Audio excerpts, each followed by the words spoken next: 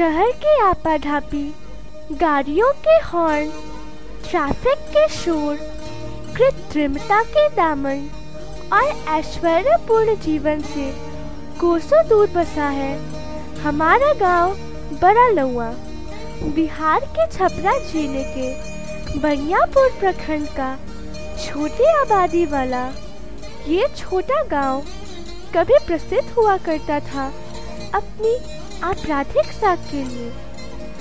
पर किसे पता था कि एक दिन समय अंगड़ाई लेगा और ये धरती जन्म देगी एक ऐसी शख्सियत को जिसकी आंखों में सपने होंगे, इसे एक आदर्श गांव बनाने का, संरचना को सुदृढ़ करने का, शिक्षा का आंगन बनाने का। मैं बात कर रही हूँ हमारे भैया इंजीनियर श्री सच्चिदानंद राय की। इनकी प्राथमिक शिक्षा गांव के ही एक स्कूल में हुई। उसके बाद माध्यमिक और उच्च शिक्षा के लिए इन्होंने पश्चिम बंगाल के हावड़ा जिले के एक प्रसिद्ध स्कूल में दाखिला लिया। उसके बाद इन्होंने मैकेनिकल इंजीनियरिंग की पढ़ाई के लिए भारतीय प्रौद्योगिकी संस्थान यानी IIT खड़गपुर की ओर रुख किया। सन 1985 में वहां से डिग्री लेने के बाद हमारे भैया ने उद्यमिता की ओर कदम बढ़ाया। मंजिलें ओझल थी, रास्ते कठिन थे, परंतु इन्होंने अपने हौसले एवं सपनों को कभी कम ना होने दिया। भैया का ऐसा मानना है कि जीवन की दशा एवं दिशा बदलने का पहला और एकमात्र अस्त्र ज्ञान एवं शिक्षा है। इसी विचारधारा पर चलते हुए इन्होंने हमारे गांव एवं राज्य के विकास के लिए संत जलेश्वर फाउंडेशन की स्थापना की। उसके तुरंत बाद संत जलेश्वर फाउंडेशन की छत्र छाया में हमारे प्यारे स्कूल संत जलेश्वर एकेडमी की स्थापना हुई। पहले ही दिन से हमारा स्कूल पूरे गांव का प्यारा बन गया, क्योंकि यहाँ पूरी शिक्षा मुफ्त में दी जाती है। यहाँ बच्चों या उनके माता पिता से किसी भी प्रकार का पैसा या अनुदान नहीं लिया जाता है। आइए हमारे प्यारे भैया के शब्दों में सुनते हैं कि उन्होंने इस स्कूल की स्थापना क्यों की। बड़ा लौआ मेरे पूर्वजों की जन्मभूमि है, मेरे पिताजी की भी जन्मभूमि रही है। मेरी प्राथमिक शिक्षा भी वहीं से हुई। मैं जो वहाँ महुआ के पेड़ के नीचे बैठकर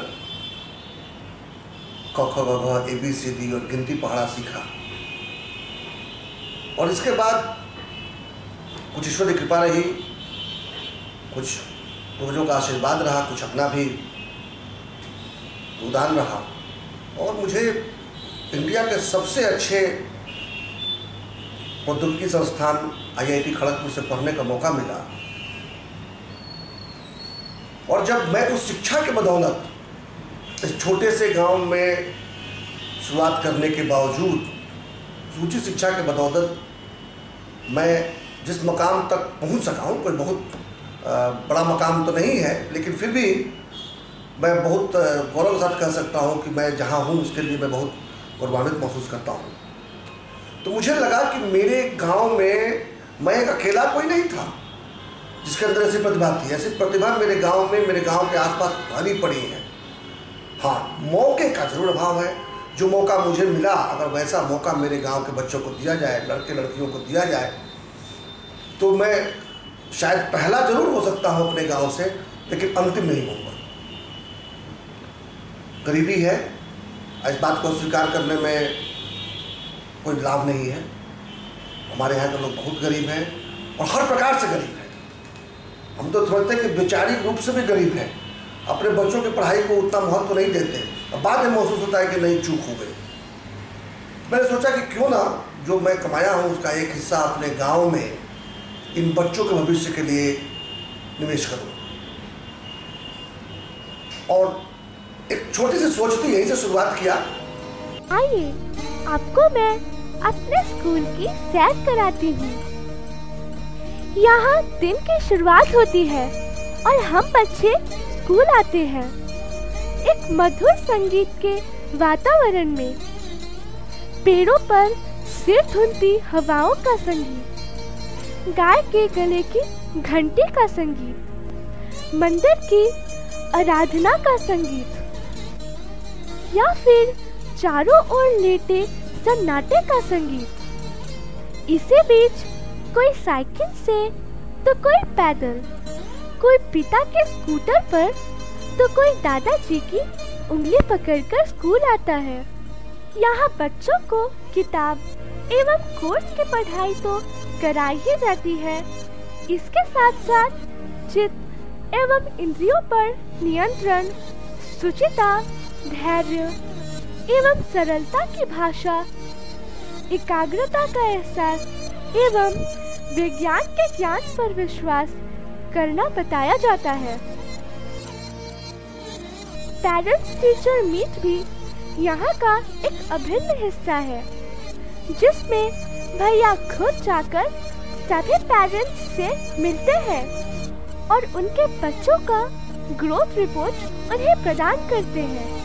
शिक्षक एवं छात्रों की ट्रेनिंग के लिए देश एवं विदेश से विशेषज्ञ आकर प्रशिक्षण देते हैं एवं सबों का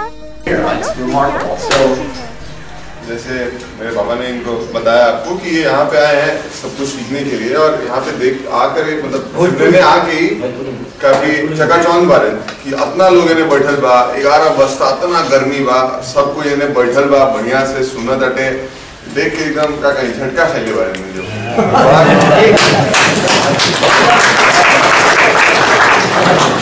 I grew up in a village in the south of the United States that was very hot, very poor, much like this village reminds me of my home. We went to your school this morning, and it reminded me of walking to my school as a boy. So, you and I have more in common than it would seem.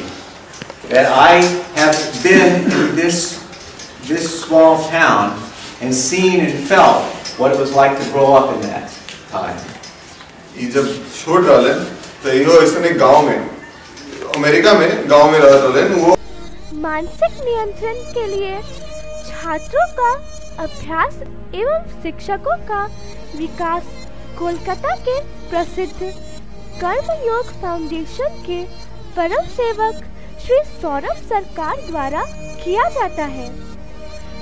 कर्मयोग के चारों स्तंभ प्रत्याहार, धारणा, साधना और समाधि का संक्षिप्त अभ्यास परम सेवक श्री सौरभ सरकार जी खुद यहाँ आकर करवाते हैं एवं संपूर्ण प्रशिक्षण के लिए हमारे विद्यालय के शिक्षक कोलकाता जाते हैं। खेलकूद के लिए भी बिहार वॉलीबॉल संघ एवं बिहार हैंडबॉल संघ ने हमारे परिसर को अपनी मान्यता दी है। अब राज्य एवं राष्ट्र स्तरीय खिलाड़ी हमारे यहाँ आकर अभ्यास करेंगे, जिससे हम बच्चों का भी शारीरिक विकास होगा एवं खेल कूद में अवसर के नए द्वार ग्रामवासियों के लिए भी खुलेंगे। हमारे भैया कहते हैं कि जल्द ही हमारे स्कूल में 12वीं तक की पढ़ाई CBSE सिलेबस से शुरू की जाएगी एवं दक्षिण भारत और देश के कोने-कोने से IIT और मेडिकल का प्रशिक्षण करवाने विशेषज्ञ यहाँ आएंगे और हमारे कैंपस में ही रहेंगे। मैं पूरी तरह से, हालांकि जो एक प्रयोग के रूप में शुरू हुआ था उसके बारे में मेरी प्रतिबद्धता बढ़ गई है और मैंने इस विद्यालय को इंडिया के सबसे टॉप विद्यालयों में एक बनाने की शपथ ली है, इसकी शुरुआत मैं अगले साल से करने जा रहा हूँ, जब 11वीं और 12वीं कक्षा की पढ़ाई के साथ साथ IIT और अन्य इंजीनियरिंग और मेडिकल कॉलेजों के लिए भी तैयारी उसी गांव में रेजिडेंशियल मॉडल पर की जाएगी। हम उसके लिए वहाँ पर हॉस्टल्स बनाने जा रहे हैं और पूरे देश के कोने कोने से वहाँ पर बच्चे उस गांव में आएंगे, पढ़ेंगे और हमारे गांव, हमारे जवार के बच्चों को मौका मिलेगा इंडिया भर के, पूरे देश भर के अच्छे अच्छे स्टूडेंट्स के साथ में कंधे से कंधा मिलाकर पढ़ने का, खेलने का और गुण सीखने का। और मुझे कतई संदेह नहीं है, थोड़ा भी संदेह नहीं है कि वो दिन दूर नहीं है जब मेरे गांव, मेरे पड़ोस के गांवों से घर घर से बच्चे IIT में और अच्छे अच्छे इंजीनियरिंग और मेडिकल कॉलेजों में पढ़ते हुए पाए जाएंगे। और तब मेरे गांव का, मेरे क्षेत्र का विकास इन बच्चों के दम पर होगा, न कि किसी बाहरी सहायता के। छोटी सी सहायता जरूर मेरी तरफ से शुरुआत हुई है, लेकिन फिर इसके बाद से किसी सहायता की ज़रूरत नहीं पड़ेगी। यही बच्चे, यही जो हमारे गांव के भविष्य हैं, हमारे गांव, हमारे क्षेत्र को बहुत आगे ले जाएंगे, भारत ही नहीं पूरे दुनिया के नक्शे पर ले आएंगे। इसी विश्वास के साथ मैंने इस विद्यालय को शुरू किया था और आज मुझे पूरा 100% विश्वास हो चुका है कि हम लोग इस मकाम को अगले 2-4 साल में प्राप्त कर लेंगे।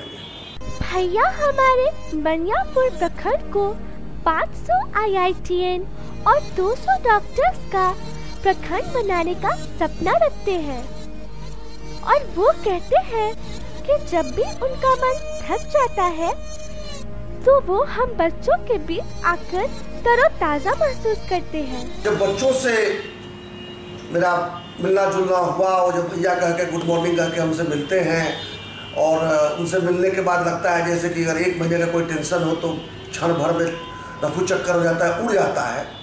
उसके बाद महसूस हुआ कि मैंने जाने अनजाने में कितना बढ़िया काम कर दिया है। उनके आते ही वाह मजा आ गया और जय हो के नारे से पूरा गांव प्रफुल्लित हो उठता है। वाह! वाह! वाह! जय हो! जय हो! जय हो!